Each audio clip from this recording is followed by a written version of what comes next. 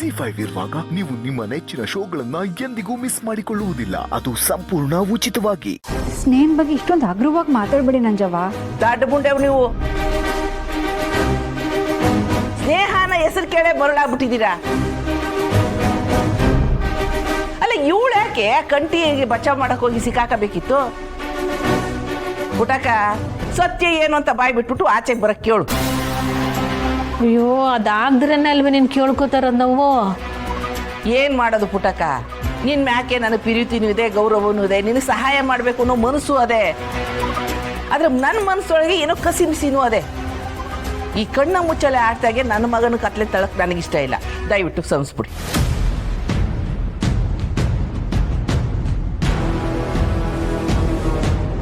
ಇವರನ್ನೆಲ್ಲ ನಂಬ್ಕೊಂಡ್ರೆ ನನ್ನ ಮಕ್ಕಳು ಆಚೆ ಬರಲ್ಲ. ನಾನೇ ಏನಾದರೂ ಮಾಡಬೇಕು.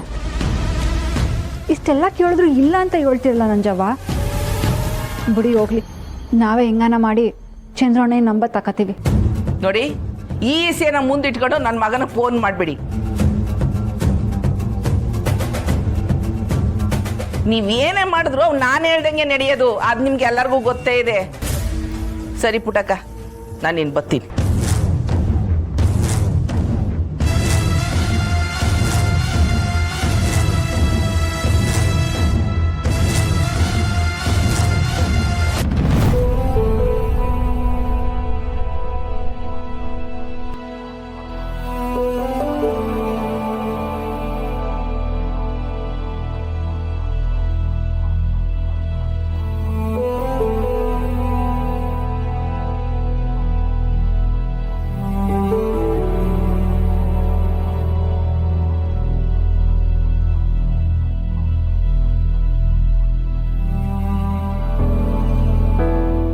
ರಂಗಣ್ಣ, ನಮ್ಮ ಪುಟ್ಟಕ್ಕನ ಮೆಸ್ನಾಗೆ ಊಟದ ಜೊತೆಗೆ ನಗುನೂ ಕಾಣಿಸ್ತಿತ್ತು.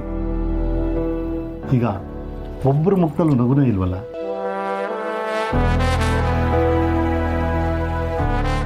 ಹೌದು ಗೌಡ್ರೆ, ಇವ್ರನ್ನೆಲ್ಲ ಹಿಂಗೆ ನೋಡೋಕ್ಕೆ ಸಾನೇ ಬೇಜಾರಾಗ್ತದೆ. ಬನ್ನಿ ಸಾಹೇಬ್ರೆ, ಕುಂತ್ಕೊಳ್ಳಿ.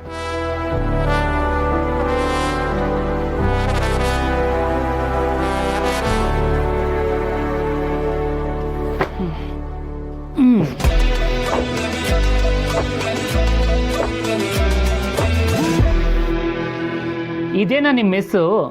ಪುಟ್ಟಕ್ಕ ಮೆಸ್ಸು ಅಂದರೆ ಯಾವುದೋ ದೊಡ್ಡ ಹೋಟ್ಲು ಅಂದ್ಕೊಂಡೆ. ಇಲ್ಲಿ ನೋಡಿದ್ರೆ ಒಳ್ಳೆ ಹಳೆ ಗುಜ್ರಿ ಶೆಡ್ ಇದ್ದಂಗಿದೆ.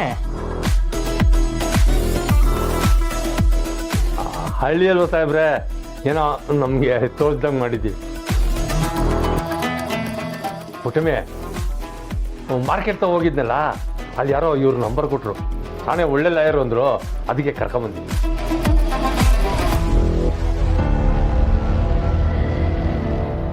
ನಮಸ್ಕಾರ ಸಾ. ನಮಸ್ಕಾರ ನಮಸ್ಕಾರ.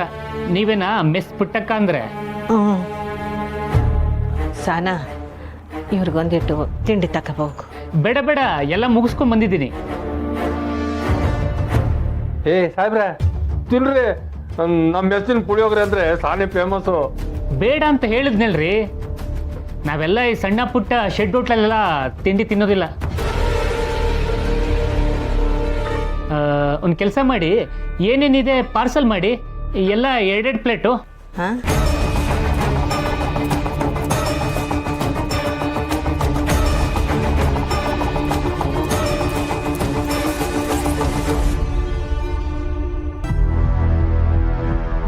ಲಾಯರ್ ಸಾಹೇಬ್ರೆ, ನಿಮ್ಮನ್ನು ಎಲ್ಲೋ ನೋಡ್ದಂಗಿದೆಯಲ್ಲ. ಪೇಪರ್ನಾಗ ಏನಾರ ನಿಮ್ಮದು ಫೋಟೋ ಬಂದಿತ್ತದ? ನೋಡಿರ್ತೀರಾ.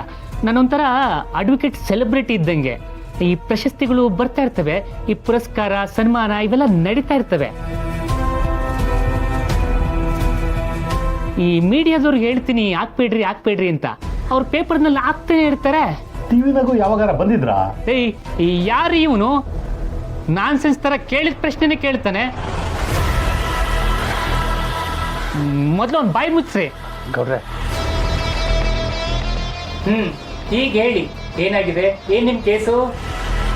ಸಾಹೇಬ್ರೆ, ಮೊನ್ನೆ ನಮ್ಮ ಹುಡುಗಿ ಜೈಲಿನ ಕಾರ್ಯಕ್ರಮಕ್ಕೆ ಊಟ ತಗೊಂಡು ಹೋದಾಗ ಅವಳ ಕೈನಾಗ ಚಾಕು ಇದ್ದಿದ್ದು ನೋಡಿ ಪೊಲೀಸರು ಅವಳನ್ನ ಅರೆಸ್ಟ್ ಮಾಡಿದ್ರು.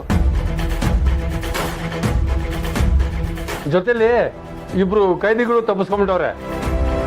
ಅದಕ್ಕೆ ಇವರೇ ಕಾರಣ ಅಂತ ಈ ಹುಡುಗಿನ ಒಳಗಾಕ್ಬಿಟ್ಟವ್ರು. ನನ್ನ ಮಗಳು ಯಾವ ತಪ್ಪನ್ನು ಮಾಡಿಲ್ಲ, ಅವಳು ನಿರಪರಾಧಿ. ಹಾಗಾರ ಮಾಡಿ ಅವಳು ಬಿಡಿಸ್ಕೊಡಿ ಸರ್. ಸರಿ, ನೋಡಿ ಹೇಳ್ತೀನಿ ರೀ.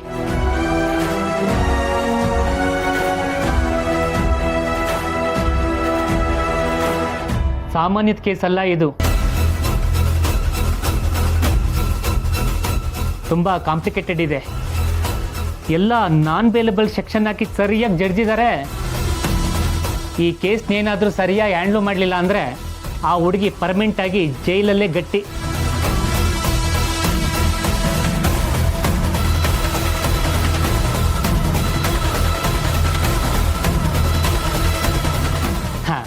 ಹಾಗಂತ ಯಾರು ಗಾಬರಿ ಆಗಬೇಡಿ. ಇಂಥ ಎಷ್ಟೋ ಕೇಸ್ಗಳನ್ನು ಸ್ಟ್ರಾಂಗಾಗಿ ಆರ್ಗ್ಯುಮೆಂಟ್ ಮಾಡಿ ಬೇಲ್ ಮಾಡಿಸಿ ಜೈಲಿಂದ ಕರ್ಕೊಂಬಂದಿದ್ದೀನಿ. ಬೇರೆ ಲಾಯರು ಈ ಕೇಸ್ನ ಅಟೆಂಡ್ ಮಾಡಿದ್ರೆ ಪ್ರಾಬ್ಲಮ್ ಆಗುತ್ತೆ. ನಾನೇ ಕೇಸ್ ಅಟೆಂಡ್ ಮಾಡ್ತೀನಲ್ಲ, ನೋ ಪ್ರಾಬ್ಲಮ್, ಏನು ತಲೆ ಕೆಡಿಸ್ಕೋಬೇಡಿ. ನಮ್ಮ ಭಾಗಕ್ಕೆ ದ್ಯಾವ್ರು ಬಂದಂಗೆ ಬಂದಿದ್ರಿ. ಹೆಂಗಾರ ಮಾಡಿ ನಮ್ಮ ಹುಡುಗಿನ ಬಿಡಿಸ್ಕೊಡಿ. ಬಿಡಿಸ್ಬೋದು ಪುಟ್ಟಕ್ಕ, ಆದರೆ ಅಮೌಂಟು ತುಂಬಾ ಖರ್ಚಾಗುತ್ತೆ. ಏನು ಮಾಡ್ತೀರಾ? ಖರ್ಚು ಅಂದರೆ ಎಷ್ಟಾಗ್ಬೋದು ಸಾಹೇಬ್ರೆ? ಇದು ತುಂಬ ಸ್ಟ್ರಾಂಗ್ ಕೇಸು, ಇಷ್ಟೇ ಆಗುತ್ತೆ ಅಮೌಂಟು ಅಂತ ನಿಗದಿ ಮಾಡಿ ಹೇಳೋಕ್ಕಾಗೋದಿಲ್ಲ. ಕೇಸ್ ನಡೀತಾ ಇದ್ದಂತೆ ಹಂತವಾಗಿ ನೀವು ಅಮೌಂಟ್ ಕೊಟ್ಟರೆ ನಾನು ನಡೆಸ್ಬೋದು. ಆಯಿತು, ನಾವು ಏನಾರ ಮಾಡಿ ದುಡ್ಡು ಹಂಚ್ತೀವಿ. ನೀವು ಮಾತ್ರ ಹುಡುಗಿನ ಬಿಡಿಸ್ಕೊಡಿ.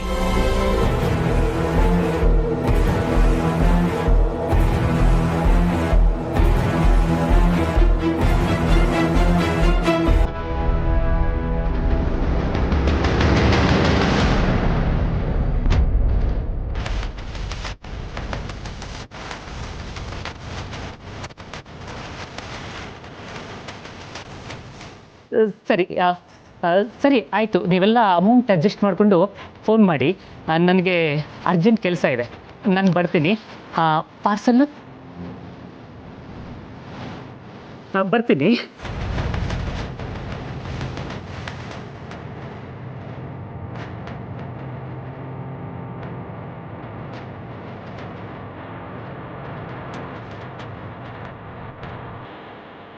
ಇವನ್ ಯಾಕೆ ಬಂದಿದ್ದ ಇಲ್ಲಿ?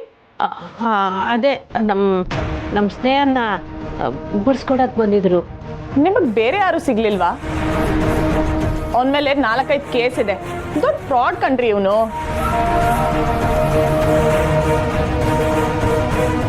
ಅನ್ಕೊಂಡೆ ಈ ಮುಖ ನೋಡಿದಾಗ ಎಲ್ಲೋ ನೋಡಿದನಲ್ಲ ಅಂತ. ಪೇಪರ್ನಾಗೆ ದೊಡ್ಡ ಮೋಸಗಾರ ಅಂತ ಬಂದಿತ್ತಮ್ಮ. ಯೋ, ಎಂಥವನ್ನ ಕರ್ಕ ಬಂದಿದ್ಯಯ್ಯ? ನಂಗೇನು ಗೊತ್ತು ಪುಟ್ಟಮ್ಮೆ, ಮಾರ್ಕೆಟ್ ತವ ಒಳ್ಳೆ ಲಾಯರು ಅಂದರು, ಅದಕ್ಕೆ ಕರ್ಕೊಂಬಂದೆ. ZEE5 ಆಪ್ ಡೌನ್ಲೋಡ್ ಮಾಡಿ ಎಲ್ಲಾ ಸಂಚಿಕೆಗಳನ್ನು ಸಂಪೂರ್ಣ ಉಚಿತವಾಗಿ ನೋಡಿ.